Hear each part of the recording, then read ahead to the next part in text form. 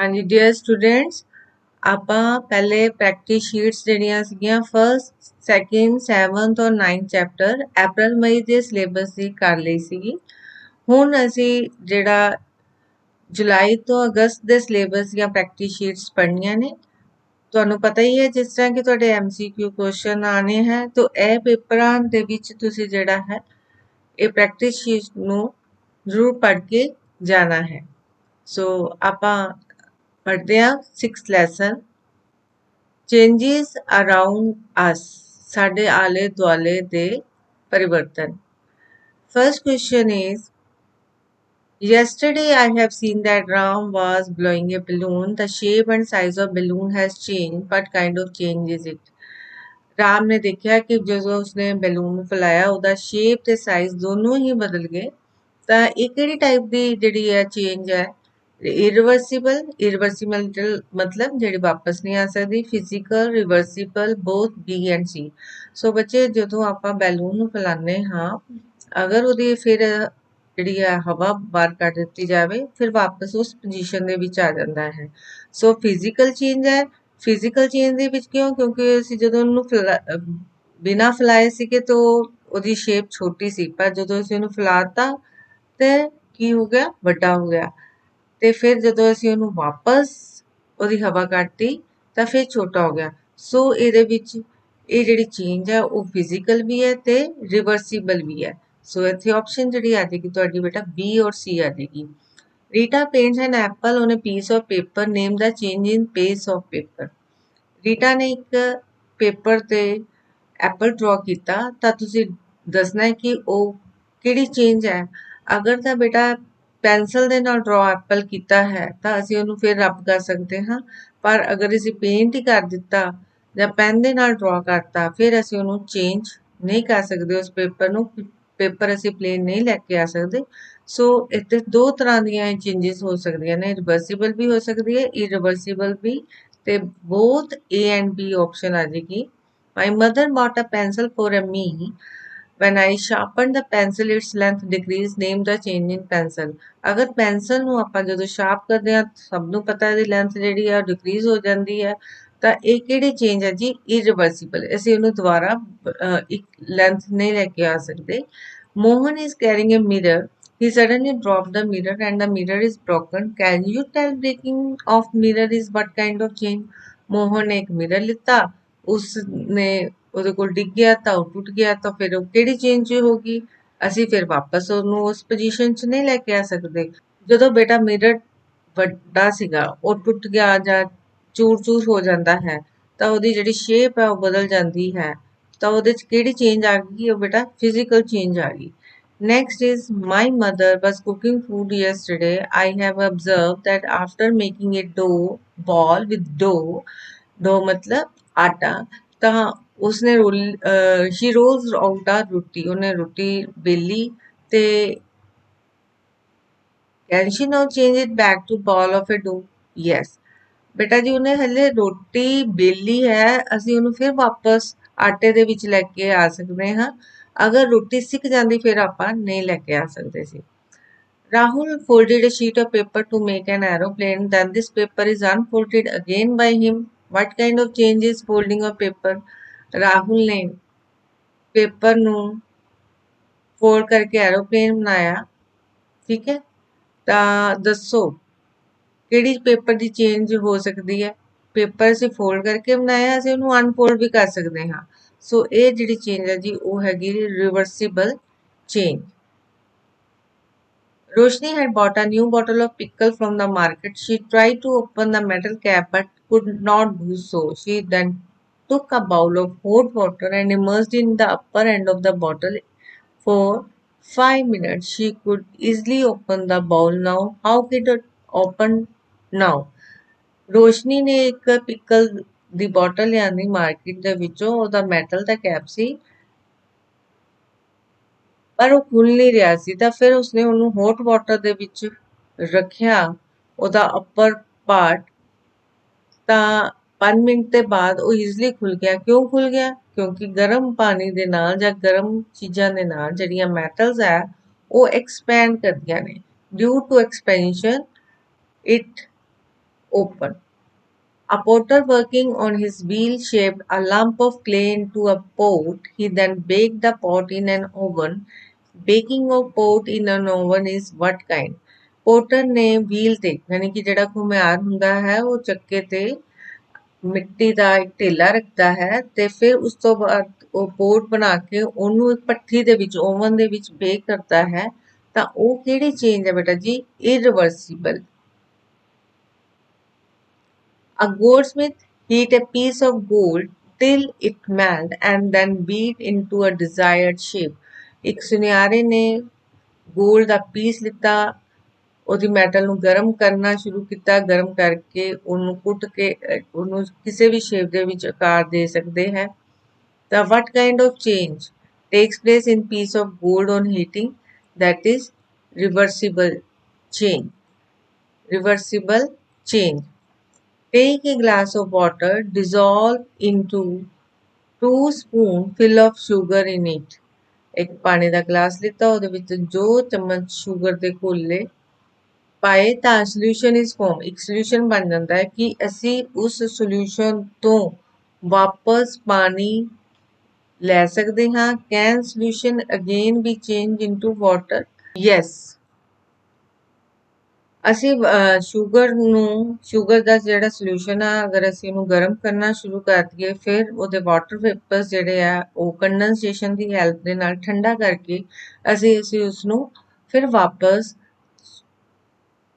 Water ਦੇ ਵਿੱਚ ਲੈ ਕੇ ਆ ਸਕਦੇ ਹਾਂ Ritu made chapatis from wheat flour can she again convert chapati to wheat flour which changes involved in this process Ritu ਨੇ ਚਪਾਤੀਆਂ ਬਣਾ ਲੀਆਂ ਮਤਲਬ ਸਿੱਕ ਗਈਆਂ ਰੋਟੀਆਂ ਕਿ ਅਸੀਂ ਉਹਨੂੰ ਵਾਪਸ ਲੈ ਕੇ ਆ ਸਕਦੇ ਹਾਂ ਤੇ ਇੱਕ ਦੱਸੋ ਕਿ ਇਸ ਪ੍ਰੋਸੈਸ ਦੇ ਵਿੱਚ ਕਿਹੜੀ ਚੇਂਜ ਹੈ ਇਹ ਹੈ ਜੀ ਨਾਨ ਰਿਵਰਸੀਬਲ ਚੇਂਜ ਕਿ ਅਸੀਂ ਵਾਪਸ ਉਹਨੂੰ ਆਟੇ ਦੇ ਵਿੱਚ ਨਹੀਂ ਲੈ ਕੇ ਆ ਸਕਦੇ next as Seema washed clothes and hang the bed clothes on a string to dry does the water of clothes get dried which changes involved this in process ਸੀਮਾ ਨੇ ਕੱਪੜੇ ਧੋ ਕੇ ਤਾਰ ਤੇ ਰੱਖੇ ਸੁੱਕਣ ਵਾਸਤੇ ਕਿ ਜਿਹੜੇ ਕੱਪੜੇ ਸੀਗੇ ਉਹ ਸੁੱਕ ਗਏ which change is involved in this process water will dry ਤਾਂ ਇਹ ਕਿਹੜੀ ਚੇਂਜ ਹੈ ਜੀ ਰਿਵਰਸੀਬਲ ਚੇਂਜ ਕਿਉਂਕਿ ਪਾਣੀ ਜਿਹੜਾ ਹੈ ਉਹ ਸੁੱਕ ਜਾਏਗਾ ਤੇ ਇਸ ਚੇਂਜ ਨੂੰ ਆਪਾਂ ਕੀ ਕਵਾਂਗੇ reversible change In holy festival, gulal is made from red roses. Can gulal be converted into rose again? Which changes involved in this process? ਹੋਲੀ ਦੇ ਤਿਉਹਾਰ ਤੇ ਜਿਹੜਾ ਗੁਲਾਲ ਬਣਦਾ ਹੈ ਲਾਲ ਗੁਲਾਬ ਤੋਂ ਕਿ ਅਸੀਂ ਵਾਪਸ ਉਸ ਗੁਲਾਲ ਤੋਂ ਰੋਜ਼ ਲੈ ਸਕਦੇ ਹਾਂ ਨਹੀਂ ਬੇਟਾ ਜੀ ਉਹਦੇ ਤੋਂ ਨਹੀਂ ਲੈ ਸਕਦੇ ਤਾਂ ਇਹਦੇ ਵਿੱਚ ਕਿਹੜਾ ਪ੍ਰੋਸੈਸ ਹੈ ਕਿਹੜੀ ਚੇਂਜ ਹੈ ਇੱਕ ਤਾਂ ਅਸੀਂ ਗੁਲਾਲ ਵਾਪਸ ਨਹੀਂ ਲੈ ਸਕਦੇ ਤਾਂ ਇਸ ਚੇਂਜ ਨੂੰ ਆਪਾਂ ਕਵਾਂਗੇ irreversible change Sonu made paper boat for his brother can this change be reversed Sonu ਨੇ ਬੋਟ ਬਣਾਤੀ ਪੇਪਰ ਬੋਟ ਤੋਂ ਕਿ ਉਸ ਨੂੰ ਅਸੀਂ ਰਿਵਰਸ ਕਰ ਸਕਦੇ ਹਾਂ ਯੈਸ ਕਿਉਂਕਿ ਪੇਪਰ ਤੋਂ ਹਲੇ ਬਣਾਈ ਹੈ ਔਰ ਅਗਰ ਉਹਦਾ ਪਾਣੀ ਸੁੱਕ ਜਾਏਗਾ ਤਾਂ ਫਿਰ ਅਸੀਂ ਵਾਪਸ ਪੇਪਰ ਜਿਹੜਾ ਹੈ ਉਹ ਲੈ ਕੇ ਆ ਸਕਦੇ ਹਾਂ So as the reversible change. Suppose it's raining. मान लो कि बारिश हो रही है. Rain is falling from clouds. Can water be converted to clouds again? Name the change involved in this process. हाँ जी बेटा जी ये ਜਿਹੜਾ ਹੈ ਪਾਣੀ ਫਿਰ ਵਾਪਸ ਬੱਦਲ ਬਣ ਜਾਂਦੇ ਨੇ ਸੋ ਇਹ ਜਿਹੜੀ ਚੇਂਜ ਹੈ ਜੀ ਉਹ ਰਿਵਰਸੀਬਲ ਚੇਂਜ ਵੀ ਹੈ Children lighted candles on Diwali. Why does the size of candle decrease after some time? ਅਸੀਂ ਦੀਵਾਲੀ ਤੇ ਕੈਂਡਲ ਲਗਾਉਂਦੇ ਹਾਂ ਤੇ ਥੋੜੀ ਦੇਰ ਜਲਣ ਤੋਂ ਬਾਅਦ ਉਹਨਾਂ ਦਾ ਜਿਹੜਾ ਸਾਈਜ਼ ਹੈ ਉਹ ਘਟ ਜਾਂਦਾ ਹੈ ਤਾਂ ਤੁਸੀਂ ਦੱਸੋ ਕਿਹੜੀ ਚੇਂਜ ਇਨਵੋਲਵ ਹੋਈ ਹੈ ਕਿਉਂਕਿ ਬੇਟਾ ਜਿਹੜੀ ਵੈਕਸ ਹੈ ਉਹ ਮੈਲਟ ਹੋ ਕੇ ਅਸੀਂ ਉਹਨੂੰ ਫਿਰ ਵਾਪਸ ਉਸ ਫਾਰਮ ਦੇ ਵਿੱਚ ਲੈ ਸਕਦੇ ਹਾਂ ਲੇਕਿਨ ਉਹਦੇ ਵਿੱਚ ਜਿਹੜਾ ਧਾਗਾ ਪਾਇਆ ਹੁੰਦਾ ਹੈ ਵਿਕ ਜਿਹੜੀ ਹੁੰਦੀ ਆ ਉਹ ਬਰਨ ਹੋ ਜਾਂਦੀ ਹੈ ਸੋ ਇੱਥੇ ਵੈਕਸ ਮੈਲਟ ਔਰ reversible change Dash is plucked from cotton plant.